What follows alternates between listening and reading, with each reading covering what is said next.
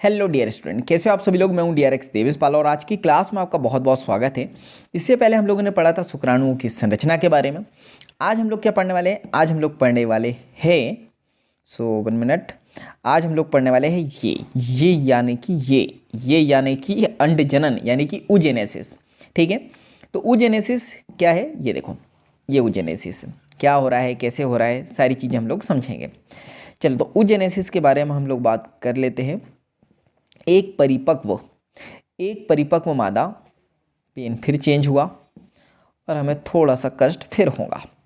एक परिपक्व मादा युग्मक के निर्माण की प्रक्रिया को अंडजनन या ऊजेनेसिस कहते हैं। ठीक है, ऊजेनेसिस किसे कह रहे हैं? एक परिपक्व मादा युग्मक यानी कि अच्छी तरीके से मैच्योर यहाँ पे युग्मक बनता है यानी गैमेट बनता है। तो उस प्रक्रिया को यानी उस प्रोसेस को हम लोग अंडजनन यानी कि ऊजेनेसिस कहते हैं, जो कि पुरुष के शुक्राणु जनन के से टंग स्लिप हो जाती है। और आपकी नहीं होती होंगी, अच्छी बात है, मेरी तो हो जाती है, तो इतना मैनेज करना पड़ेगा आपको। चलो नेक्स्ट देखते हैं। जो कि पुरुष के शुक्राणु जनन से स्पष्ट रूप से भिन्न है, यानी कि जो मेल में जो शुक्राणु जनन हुआ था और अब हम लोग फीमेल की जो बात करें, ये दोनों अलग अलग है। ठीक है, नेक्स्ट देखते हैं। अंड जनन की शुरुआत भ्रूणी परिवर्धन चरण के दौरान होती है। यानी जो अंड जनन है, अंड बनने की जो प्रोसेस है, ये जब गर्ल्स पैदा भी नहीं होती है ना, जब भ्रूण में ही रहती है, जब भ्रूण का डेवलपमेंट होता है तब से ये स्टार्ट हो जाती है। जब कई मिलियन मात्र युग्मक कोशिकाएं यानी कि अंड जननी यानी कि उगोनिया सेल इसको कहते हैं, प्रत्येक भ्रूणी अंडाशय के अंदर विनिर्मित होती है। क्लियर है? ये जो उगोनिया सेल है ये प्रत्येक भ्रूणी अंडाशय में अंदर विनिर्मित होते रहती है। जन्म के बाद जन्म के बाद अंडजननी का निर्माण और उसकी वृद्धि नहीं होती है। तो ये याद रखना है, जब तक कि गर्ल्स का जन्म नहीं होता है ये जब तक के ही होती है, और जैसे ही यहाँ पे उस गर्ल्स का निर्माण हो जाता है तो होता क्या है, जो अंडजननी कोशिका है, यहाँ पे जो अंडजननी कोशिका है यानी कि उगोनिया कोशिका है, उसका निर्माण और वृद्धि नहीं होती है। इन कोशिकाओं में विभाजन शुरू हो जाता है और अर्धसूत्री विभाजन के पूर्वावस्था फर्स्ट यानी कि प्रोफेज फर्स्ट में प्रविष्ट होती है, यानी कि वहाँ पे इंटर करती है और इस अवस्था में स्थायी तौर पर अवरुद्ध रहती है, यानी वहाँ पे जाके रुक जाती है, आगे नहीं बढ़ती है। इसको मैं अभी समझाऊंगा डायग्राम के थ्रू। अभी आप समझ जाओ कि यहाँ पे क्या हुआ। जन्म के बाद तो बड़ी नहीं कोशिका और उसमें कोशिका विभाजन शुरू भी हुआ है, तो प्रोफेज फर्स्ट तक के वो वहाँ पे जाके रुक गई है, यानी अवरुद्ध हो गई। अब देखो, जिसको सेल डिवीज़न आता है ना, जिसने पढ़ा हुआ है उसको तो कोई दिक्कत नहीं, लेकिन जिसको सेल डिवीज़न नहीं आता है उसके लिए बता दूँ। देखो, विभाजन दो प्रकार से होता है। सेल डिवीज़न जब भी होता है 2 टाइप से होता है। ठीक है, एक क्या होता है, समसूत्री विभाजन, एक अर्धसूत्री विभाजन। अर्धसूत्री विभाजन 2 टाइप से होता है, फर्स्ट और सेकंड, यानी प्रथम और सेकंड। तो अर्धसूत्री जो फर्स्ट है उसका पहला भाग जो होता है प्रोफेज फर्स्ट, वहाँ पे जाके कोशिका क्या हो जाती है, रुक जाती है। ठीक है, तो अगर रुक जाती है तो इन्हें कहेंगे क्या, इन्हें प्राथमिक अंडक यानी प्राइमरी oocyte कहते हैं। तो ये याद रखना है। ठीक है, इसके बाद प्रत्येक प्राथमिक अंडक कणिकामय कोशिकाओं यानी ग्रेनुलोसा सेल्स की परत से आवृत होता है, यानी जो ग्रेनुलोसा लेयर है ना उससे वो कवर्ड हो जाता है। क्लियर है? इसके बाद हम लोग यहाँ पे बात करते हैं, उन्हें हम लोग कहते हैं प्राथमिक पुट्टक यानी कि प्राइमरी फॉलिकल। क्लियर है यहाँ तक के? चलो यहाँ साथ साथ में हम लोग समझते चले जाते हैं। प्राथमिक पुट्टक, ठीक है, तो हम लोग यहाँ पे बात करते हैं। देखो यहाँ क्या है, प्राथमिक पुट्टक है, ये प्राथमिक पुट्टक की बात करते हैं। तो जो प्राइमरी oocyte था ना, वहाँ क्या हुआ, इसके ऊपर ग्रेनुलोसा लेयर आ गई, तो इसको हम लोग कह देंगे प्राथमिक पुट्टक यानी कि प्राइमरी फॉलिकल। क्लियर है? ये जो लिखा हुआ है क्या हुआ था, जो उगोनिया कोशिका थी, यहाँ समझो उगोनिया सेल है, जन्म के बाद में बिल्कुल जो है रुक गई है ग्रोथ वगैरह। अब सेल डिवीज़न जो है स्टार्ट हुआ, तो सेल डिवीज़न स्टार्ट हुआ तो ये कहाँ तक के पहुँचा, प्रोफेज फर्स्ट तक के। ठीक है, यहाँ पे सेल रुक गई, यहाँ पे बिल्कुल भी आप ग्रोथ नहीं करेंगे, यहाँ पे वो अवरुद्ध हो गई है, यानी अरेस्ट हो गई है। लेकिन अब हम लोग बात करते हैं, इसको कहेंगे क्या, प्राइमरी oocyte कहेंगे। लेकिन अब क्या हो रहा है, इस प्राइमरी ओसाइट पे कुछ लेयर आ गई है। किसकी लेयर आ गई है, यहाँ पे ग्रेनुलोसा लेयर आ गई है, ग्रेनुलोसा की परत चढ़ गई है। तो इसको हम लोग क्या कहेंगे, प्राइमरी फॉलिकल यानी कि प्राथमिक पुट्टक। क्लियर है यहाँ तक के। इस प्रक्रिया द्वारा इन पुट्टकों की भारी तो ये डायग्राम भी हम लोग देखेंगे, भारी मात्रा में जन्म से, भारी मात्रा में, पेन बढ़ गया, इसको करते हैं छोटा, जन्म से यौन आरंभ तक हाथ से होते रहता है, यानी कि डिग्रेड होते रहते हैं, टूटते रहते हैं। इसलिए यौन आरंभ के समय प्रत्येक अंडाशय में केवल 60,000 से लेकर 80,000 प्राथमिक पुट्टक ही शेष बचते हैं। यानी गर्ल्स जैसी जैसी बड़ी होती है और जब तक ये प्यूबर्टी एज नहीं आती है, ये टूटते रहती है। तो ये याद रखना है, जब तक कि हम लोग बात करते हैं, देखो ये गर्ल्स है, प्यूबर्टी 1 मिनट। अब जो गर्ल्स है यहाँ पे हम लोग बात करते हैं, कितनी बात कर रही है, प्यूबर्टी एज। प्यूबर्टी एज यानी 13 से 14 साल। 13 से 14 साल तक के नहीं आती है तो मेंस्ट्रुअल साइकिल तो 13 से 14 साल बाद स्टार्ट होता है, ठीक है, मतलब इसके बाद ही स्टार्ट होगा 13 से 14 साल बाद। तो जब तक कि ये कोशिका क्या होंगी, ये कोशिका बनेंगी और टूटते रहेंगी। क्लियर है। और वो सेल अभी कहाँ अरेस्ट है, प्रोफेज फर्स्ट में। लेकिन जैसे ही प्यूबर्टी एज आएंगी तो यहाँ पे ये टूट टूट के 60 से 1000 बचेंगी। लेकिन यहाँ प्राथमिक पुट्टक कणिका में कोशिका के और अधिक परतों से आवृत हो जाता है। जो प्राइमरी फॉलिकल बताया था ना, उस पर जो अब एक आवरण था, उसके पास में जो है डबल तिबल आवरण चढ़ जाता है तथा एक और नए प्रावरक यानी थिकल स्तर से घिर जाता है, जिसको यहाँ पे हम लोग क्या कहते हैं, 1 मिनट, यहाँ पे थीका ग्रेनुलोसा कहते हैं इसको, थीका ग्रेनुलोसा। देखो ग्रेनुलोसा लेयर थी, थीका का मतलब मोटी, मोटा आवरण आ गया तो इसको थीका ग्रेनुलोसा हम लोग कह देते हैं। और जब इस पे और आवरण चढ़ जाता है तो उसको हम लोग कहते हैं द्वितीयक पुट्टक। द्वितीयक पुट्टक यानी कि सेकेंडरी फॉलिकल। देखो यहाँ समझते हैं, 1 मिनट। अच्छा ये तृतीयक पुट्टक बता दिया इन्होंने यहाँ पे एनसीईआरटी ने डबल नहीं बताया, तो यहाँ पे ये आ जाएगा 1 मिनट, यहाँ पे ये आपका द्वितीयक पुट्टक आ जाएगा यानी सेकेंडरी ओसाइट, ठीक है। और ये सेकेंडरी ओसाइट में क्या हुआ है, पहले एक बार लेयर थी ग्रेनुलोसा की, अब और आ गई है, तो उसको हम लोग कहेंगे इस पे किसका आवरण होगा, थीका ग्रेनुलोसा का। क्लियर है यहाँ तक के। चलो नेक्स्ट देखते हैं। इसके बाद हम लोग बात करते हैं, कहाँ पहुँच गए थे हम लोग, द्वितीयक पुट्टक पे। अब हम लोग यहाँ से देखते हैं, यह द्वितीयक पुट्टक, यह द्वितीयक पुट्टक जल्द ही एक तृतीयक पुट्टक में परिवर्तित हो जाता है। लिखा हुआ था ऊपर, अब जा नहीं रहे हम लोग वहाँ पे, अभी जाएंगे तो बता दूंगा। तृतीयक पुट्टक में परिवर्तित हो जाता है, जिसकी तरल से भरी हुई गुहा को एंट्रम कहा जाता है। यह इसका एक विशिष्ट लक्षण है।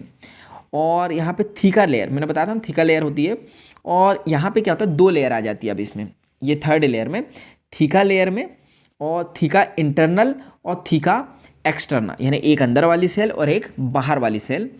इस समय आपका ध्यान इस ओर खींचना महत्वपूर्ण होगा कि तृतीयक पुट्टक के भीतर प्राथमिक अंडक के आकार में वृद्धि होती है और इसका पहला अर्धसूत्री विभाजन पूरा होता है। यह एक असमान विभाजन, अर्धसूत्री विभाजन तो असमान ही है, जिसके फलस्वरूप बृहद अगुणित द्वितीयक अंडक तथा लघु प्रथम ध्रुवी पिंड की संरचना होती है। अब ये थोड़ा सा डिफिकल्ट हो गया आपके लिए, तो चलो मैं यहाँ पे बताता हूँ आपको। चलो मैं यहाँ पे बना लेता हूँ ना, ये 1 मिनट, ये बना लिए। कहाँ ये सब हो रहा है, ओवरी के अंदर। तो मैंने कहा था कि यहाँ पे क्या है, प्राइमरी को ऐसा लिख रहा हूँ मैं, ठीक है। फॉलिकल यानी पुट्टक है, इस पे एक आवरण है, किसका है, तो यहाँ पे ग्रेनुलोसा लेयर का आवरण है, ठीक है। अब क्या होगा, यहाँ पे जो सेकंड जो रहेगा, सेकंड फॉलिकल, ठीक है, यानी द्वितीयक पुट्टक, सेकेंडरी फॉलिकल, यहाँ पे क्या होगा, और ज़्यादा लेयर आ जाएंगी, तो इसको कहेंगे थीका ग्रेनुलोसा, यानी 1 2 ऐसे आवरण बन जाएंगे। फिर ये जल्दी क्या हो जाएगा, यहाँ पे तृतीयक फॉलिकल में कन्वर्ट हो जाएगा, ठीक है, किसमें, तृतीयक फॉलिकल में। और जैसे ही तृतीयक फॉलिकल में ये कन्वर्ट होगा तो ये बोला जा रहा है कि इस इस ओर आपका ध्यान खींचना जरूरी है। एनसीईआरटी कहती है कि यहाँ पे अब जो प्राइमरी फॉलिकल था, ठीक है, प्राइमरी oocyte, ठीक है, ये फॉलिकल था, इसके अंदर जो oocyte है वो जो है डिवाइड करेगा और ये 1 मिनट देखो इसको अच्छे से देखते हैं। पेन चेंज, यहाँ पे जो प्राइमरी oocyte था किसके अंदर था, तृतीयक फॉलिकल के अंदर, अब ये होगा डिवाइड, ठीक है। अब ये डिवाइड क्यों हो रहा है पता है आपको, क्योंकि अब गर्ल्स की प्यूबर्टी एज आ गई है। जैसी प्यूबर्टी एज जाएंगी कुछ हार्मोन रिलीज होंगे और जहाँ अरेस्ट हुई थी ना सेल वो आगे बढ़ जाएगी। तो जैसे ही आगे बढ़ जाएंगी तो बोला जा रहा है एक तो द्वितीय कंडक बनेगा, यानी कि सेकेंडरी आपका oocyte, फॉलिकल नहीं बोल रहा हूँ मैं, क्या बोल रहा हूँ, सेकेंडरी oocyte यानी कि द्वितीय कंडक, और साथ में क्या बनेगा, एक बनेगा प्राइमरी पोलर बॉडी, क्लियर है, जिसको हम लोग कहते हैं प्रथम ध्रुवीय पिंड। इतनी चीज़ें क्लियर हुई क्या। चलो अब आगे देखते हैं हम लोग।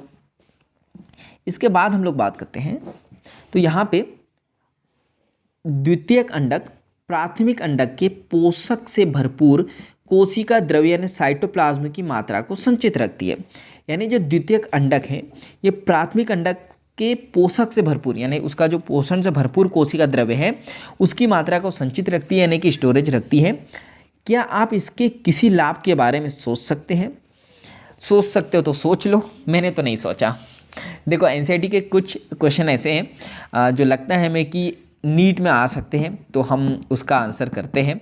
और ऐसा लगता है कि ठीक है, जनरल बोला है, जैसे फ्लावरिंग प्लांट में बोला है कि जाओ आप अपने आसपास के बगीचों में जाओ, इसका फूल देखो उसका फूल देखो, तो वो क्वेश्चन नहीं आते, तो हम लोग इसके बारे में डिस्कस नहीं करते हैं, ठीक है। अगर आपका दिमाग चालू है, आपको इसका आंसर पता है, तो आप मुझे कमेंट्स बॉक्स में बता सकते हो। बताने को मैं भी बता दूं, लेकिन मैं एक्स्ट्रा चीज़ें वो नहीं देता हूं जो आपके काम की नहीं हो, ठीक है। तो देखते आगे। क्या पहले अर्धसूत्री विभाजन से उत्पन्न प्रथम ध्रुवीय पिंड में और अधिक विभाजन होता है या इसमें हाथ से होता है? तो ये भी कमेंट्स बॉक्स में आपको बताना है। वर्तमान में हम इसके बारे में सुनिश्चित रूप से बहुत कुछ नहीं कह सकते। देखो आप एनसीईआरटी खुद ही कह रही है कि हम खुद ही नहीं कह सकते कुछ, ठीक है। इसके बाद तृतीयक पुटक आगे चलकर परिपक्व पुटक यानी ग्राफी पुटक, ग्राफियन फॉलिकल में परिवर्तित होना, मोस्ट इंपॉर्टेंट। देखो प्राइमरी, सेकेंडरी, टर्सरी और फिर परिपक्व हो जाता है, जिसको हम लोग कहते हैं ग्राफियन फॉलिकल। क्लियर है, ये याद रखना। द्वितीयक अंडक अपने चारों ओर एक नई झिल्ली का निर्माण करता है जिसे हम लोग कहते हैं जोना पेलुसिडा। मोस्ट इंपॉर्टेंट याद रखना है। ये किसकी बात कर रहे हैं यहाँ पे? अब यहाँ पे फॉलिकल की बात नहीं कर रहे हैं, यहाँ पे बात की जा रही है तृतीयक पुटक आगे चलकर परिपक्व पुटक में वे परिवर्तित हो जाता है, जिसमें द्वितीयक अंडक यानी कि सेकेंडरी जो oocyte था, ठीक है, सेकेंडरी oocyte में एक नई झिल्ली बनती है। ये कई बार क्वेश्चन आता है, ये याद रखना, इसको कहते हैं जोना पेलुसिडा। क्लियर है। हालांकि इसमें दो लेयर होती है, एक होती है कोरोना रेडिएटा और एक होती है जोना पेलुसिडा। एनसीईआरटी ये दोनों याद रखना है, ठीक है ना। कौन सी? एक होती है कोरोना रेडिएटा, क्लियर है, और एक होती है जोना पेलुसिडा। दोनों याद रखना, जो भी एग्जाम में आ जाए आपको याद रखना है। इसके बाद अब बात करते हैं हम अब ग्राफी पुटक। 1 मिनट। अब ग्राफी पुटक फटकर द्वितीयक अंडक को अंडाशय से मोचित करता है। इस प्रक्रिया को अंडोत्सर्जन यानी ओवुलेशन कहा जाता है, ठीक है। तो अब ये देखो प्रोसेस क्या होती है यहाँ पे। अभी मेंस्ट्रुअल साइकिल भी पढ़ने वाले हैं। तो यहाँ पे क्या बन गया था? सेकेंडरी oocyte था, ठीक है, सेकेंडरी oocyte था। ये कौन से दिन होता है पता है आपको? 14th day. मेंस्ट्रुअल साइकिल 1 से 28 दिन तक के होता है। तो 1 से 28 दिन में जो है जो ओवुलेशन वाला फेज होता है 14th डे। इसमें क्या होता है, अब यहाँ पे अगर स्पर्म आ गया तो ये फर्टिलाइज कर लेगा और मेंस्ट्रुअल साइकिल नहीं होगा। लेकिन ये स्पर्म नहीं आया, ठीक है, ये स्पर्म नहीं आया, तो 14th डे पे कौन सी प्रक्रिया हो जाएंगी? अंडोत्सर्ग। क्लियर है, यानी अंडाशय से मोचित हो जाएंगी, यानी अंडाशय से रिलीज होके फैलोपियन ट्यूब में आ जाएंगी। क्लियर है। क्या आप शुक्र जनन और अंड जनन के बीच प्रमुख अंतरों को पहचान सकते हैं? किसको? शुक्र जनन और अंड जनन के बारे में अंतर क्या है वो बताना है। यहाँ पर शुक्र जनन और अंड जनन के बारे में नीचे एक आरेखित प्रस्तुत की गई है, तो उसको हम लोग देखेंगे। देखो ये देखना है। सो कहाँ गया आरेख? सो 1 मिनट, नीचे नहीं ऊपर दिया है। चलो तो इसको देखना है। और देखो ये सारी चीज़ें मैं बात करता हूँ। पहले ये डायग्राम के बारे में, क्या हुआ, प्राइमरी फॉलिकल है,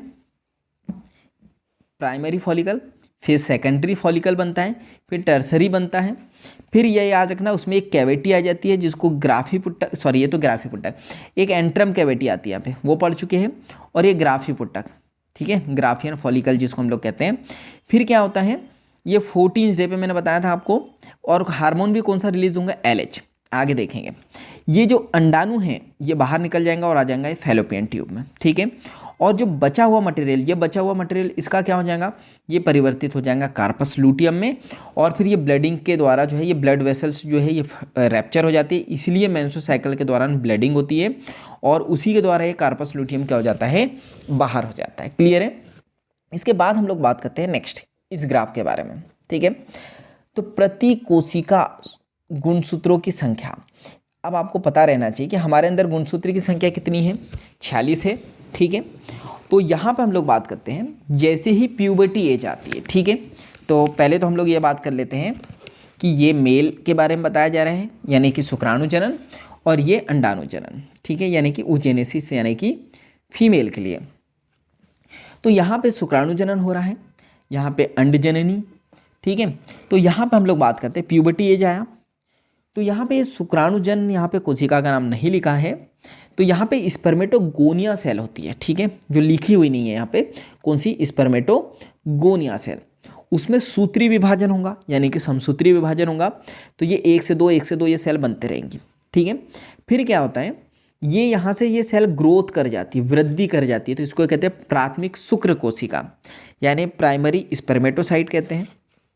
अब क्या होगा, तो अब क्या होगा, उसमें होगा प्रथम अर्धसूत्री विभाजन, ठीक है, यानी कि मियोसिस फर्स्ट होगा, विभाजन होगा, 2 चीज़ बनेगी, ठीक है। यहाँ पे क्या हुआ, द्वितीयक शुक्राणु कोशिका बन गई, द्वितीयक शुक्राणु कोशिका बन गई। फिर इसमें क्या होगा, M2 होगा, यानी कि द्वितीयक अर्धसूत्री विभाजन, और फिर बन जाएगा शुक्राणु प्रसु, यानी कि शुक्राणु पूर्व। और ये क्वेश्चन आता है, याद रखना, शुक्राणु पूर्व के बाद में इसमें विभेदन होता है, यानी डिफ्रेंशिएट होता है, और क्या बन जाता है, शुक्राणु। अब यहाँ पे ये जो NCERT रिप्रेजेंट कर रही है, ये 23, ये 23, इसका मतलब क्या है, इसका मतलब सिंपल सा ये है, सो 1 मिनट, इसका मतलब ये है कि देखो यहाँ पे मियोसिस फर्स्ट हुआ, गुणसूत्र की संख्या आधी हो जाएंगी, तो ये सेल कैसी रहेंगी, 23 गुणसूत्र वाली। स्पर्मेटिड बनेंगे, मियोसिस सेकंड हुआ है, यहाँ पे भी ये 23 रहेंगे। क्लियर है यहाँ तक के। चलो अब यहाँ बात करते हैं, तो यहाँ पे भी कौन सी सेल रहती है, ऊगोनिया सेल, अभी पढ़ा अपन ने, ऊगोनिया सेल रहती हैं। ऊगोनिया सेल क्या बनाती है, यहाँ पे प्राथमिक अंडक, प्राथमिक अंडक अर्धसूत्री विभाजन करता है अंडोत्सर्ग के पूर्व समाप्त होने पर। फिर अभी पढ़ा था हम लोगों ने, देखो ये बाल्यावस्था है, बाल्यावस्था यानी जब तक के बचपन रहता है, प्यूबर्टी एज नहीं आती है। मैंने बोला था ना कहाँ पे अरेस्ट रहती है, प्रोफेस फर्स्ट में सेल अरेस्ट रहती है। जैसी प्यूबर्टी एज आती है कुछ हार्मोन रिलीज होते हैं और वो संपन्न होता है, तो फिर बनता है द्वितीयक अंडक। अब क्या होता है, द्वितीयक अंडक की बात करते हैं, अगर यहाँ पे स्पर्म पहुँच गया तो फिर तो प्रोसेस ही खत्म, मेंस्ट्रुअल साइकिल हो जाएगा, ठीक है। लेकिन अगर नहीं पहुंचता है तो हम लोग बात करते हैं यहाँ से ये क्या बनता है, द्वितीयक ध्रुवीय पिंड, और एक बनता है अंडाणु। तो अब एक चीज़ ये याद रखना है कि फीमेल बॉडी में कभी भी अंडाणु बनता ही नहीं। कब तक के नहीं बनता है, जब तक कि स्पर्म नहीं पहुँचे। जब स्पर्म पहुँचेगा ना तभी अंडाणु बनेगा, वरना नहीं बनेगा। क्लियर है यहाँ तक के। तो ये सारी चीज़ें हम लोग देख चुके हैं, ये यहाँ तक के एंट्रम कैविटी वगैरह सारी चीज़ें देख चुके हैं। अब ये क्या बच गया, अब यहाँ पे बच गया है आर्तव चक्र, यानी कि इसको कहते हैं मेंस्ट्रुअल साइकिल। हालांकि oogenesis क्या होता है और कैसे काम करता है, इसकी ये हम लोगों ने अंडाशय की आरेखित काट यानी ट्रांसवर्स सेक्शन क्या होता है, इसको काट के हम लोगों ने देखा, हम लोगों ने नहीं मतलब NCERT ने बताया हमको। तो ये सारी चीज़ें हम लोग देख चुके हैं। और अगर इसमें कुछ भी डाउट है ना आपको, देखो अब पढ़ा तो रहा हूँ मैं NCERT, तो यहाँ पे कुछ भी डाउट हो तो क्या होता है, अब यहाँ पे उतने स्पेसिफिक तरीके से मैं पढ़ा नहीं सकता, ठीक है। जितना कोशिश होती है मैं से, जितना मैं पढ़ा पाता हूँ उतना यहाँ पे पढ़ा पाता हूँ। तो अगर आपको कोई भी डाउट रहता है ना, तो मेरे लेक्चर भी डले हुए हैं, ठीक है, आपको लेक्चर भी पढ़ने हैं, तो लेक्चर में आपको सारी चीज़ें क्लियर और अच्छे से हो जाएंगी। आप दोनों चीज़ें देखोगे तो आपको बायोलॉजी बहुत अच्छे से हो जाएंगी और आप बहुत अच्छे से स्कोर बायोलॉजी में कर पाओगे अगर आप नीट का एग्ज़ाम दे रहे हो तो। और अगर आप स्कूल में हो 11th-12th में तो भी आप अच्छे से कर पाओगे। क्लियर है? चलो तो आज के लिए इतना ही। नेक्स्ट क्लास में हम लोग ये देखने वाले हैं, क्या देखने वाले हैं, मेंस्ट्रुअल साइकिल। तो मिस मत करना, क्लास बहुत इंपॉर्टेंट है और बहुत ज़रूरी है। और मेरे को पता है अभी तक के आपको मेंस्ट्रुअल साइकिल समझ में नहीं आया होगा, बहुत बार आपने कोशिश की होंगी पढ़ने की, कहीं से और से पढ़ा होगा पर समझ में नहीं आया होगा। तो अगली क्लास में आपको बहुत अच्छे से समझ में आ जाएगा। तो आपको करना क्या है, वीडियो को लाइक करना है, कमेंट्स करके बताना है मुझे कुछ करना हो तो, वरना यस तो लिख ही देना है ताकि मुझे समझ में आ जाए कि आपको क्लास समझ में आ रही है। शेयर कर देना है और भी लोगों को, ताकि जब हम दूसरों की हेल्प करें तो ये नेचर हमारी हेल्प कर सके। नेचर बोलो या अल्लाह, गॉड, वाहिगुरु, जो इसको भी आप मानते हो तो वो आपकी हेल्प कर सके। इसके बाद क्या करना है, चैनल पर नए हो तो सब्सक्राइब कर देना है, बेल आइकन को दबा देना है ताकि जब भी ऐसी नई क्लास आए उसकी नोटिफिकेशन सबसे पहले आपको मिलते रहे। ठीक है, तो बाकी हम लोग मिलेंगे नेक्स्ट क्लास में इस तरह हंसते हुए, मुस्कुराते हुए, लाइफ में आगे बढ़ते हुए और कुछ नया नया सीखते हुए। तो जब तक के लिए thank you, bye bye and go for success.